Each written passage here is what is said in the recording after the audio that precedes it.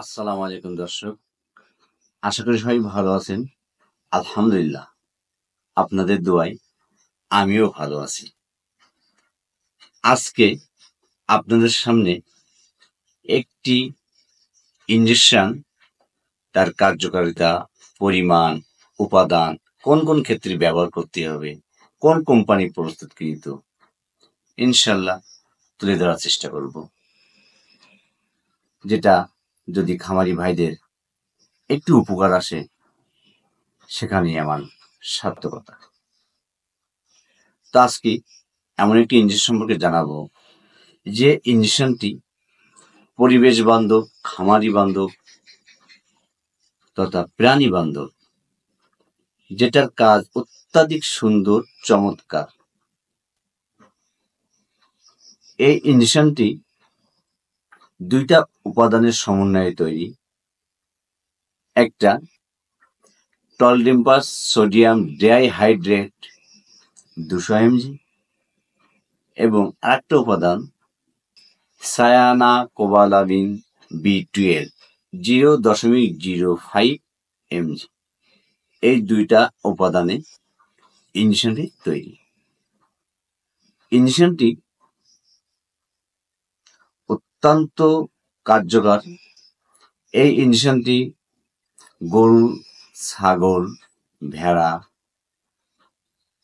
সকল প্রকার গবাদি প্রাণীতে ব্যবহারযোগ্য।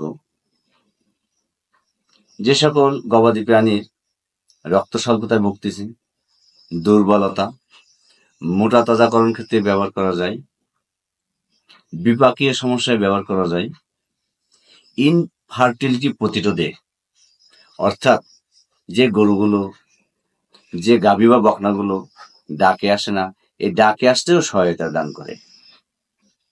অত্যন্ত কার্যকর একটি ইঞ্জেকশন। এই ইঞ্জেকশনটি 30 cc ভায়ালে সরবরাহ করে থাকে কোম্পানি। বাংলাদেশের একটা সুনামধন্য কোম্পানি ইঞ্জেকশনটি সরবরাহ করে থাকে। ইঞ্জেকশনটি দেওয়ার ক্ষেত্রে কিছু কিছু সময় দেখা যায় জ্বালা যন্ত্রণা হতে পারে, এটা স্বাভাবিক। এই ইঞ্জেকশনটি বিশেষ করে গবাদি পশুর বকনা এবং গাভীতে বেশি ব্যবহৃত হয়। ইঞ্জেকশনটির পরিমাণ তীব্র রোগের ক্ষেত্রে বড় গরুতে 5 থেকে 10 মিলি এবং ছোট প্রাণীতে 1 থেকে 3 মিলি। আর পুরাতন রোগের ক্ষেত্রে বড় গরুতে 1 থেকে 5 মিলি এবং ছোট প্রাণী থেকে 1 থেকে 2 মিলি দেওয়া যেতে পারে। এই ঔষধটি Bangladesh animal health division Renata limited প্রস্তুতকৃত। যে ইঞ্জেকশনটির নাম ভিটাফস। জি, ইঞ্জেকশনটির নাম ভিটাফস ইঞ্জেকশন। যে ইঞ্জেকশনটি পরিমাণে খুবই কম লাগে, কিন্তু যার কাজ খুব বৃহৎ, যার কাজ অত্যন্ত গুরুত্বপূর্ণ ভূমিকা পালন করে থাকে। তো এই ধরনের ইঞ্জেকশন আমাদের গবাদি পশুর জন্য অত্যাধিক কার্যকর, প্রয়োজনীয় এবং খুবই গুরুত্বপূর্ণ। তো ইঞ্জেকশনটি আমরা মাংসে, চামড়ার নিচে, শিরায়, উভয় জায়গায় ব্যবহার করা যেতে পারে।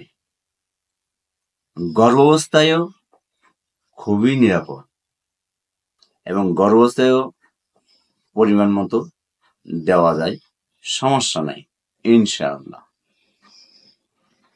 এই ইঞ্জেকশনটি সবসময় রৌদ্র থেকে ছায়াযুক্ত স্থানে রাখবেন, তাহলে এর কার্যকারিতা ঠিক থাকবে। সবসময় সকল প্রকার ঔষধগুলো রৌদ্রের তাপ থেকে দূরে রাখাই উচিত, তাহলে এর কার্যকারিতা সঠিক পরিমাণে থাকে।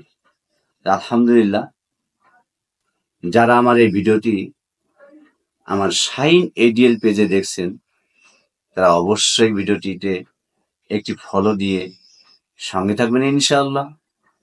আর যারা আমার ইউটিউব চ্যানেল শাইন এডিএল এই ইউটিউব চ্যানেলে দেখছেন, তারা অবশ্যই আমার চ্যানেলটিকে সাবস্ক্রাইব করবেন ইনশাআল্লাহ। আসসালামু আলাইকুম ওয়া রাহমাতুল্লাহ। আল্লাহ হাফেজ।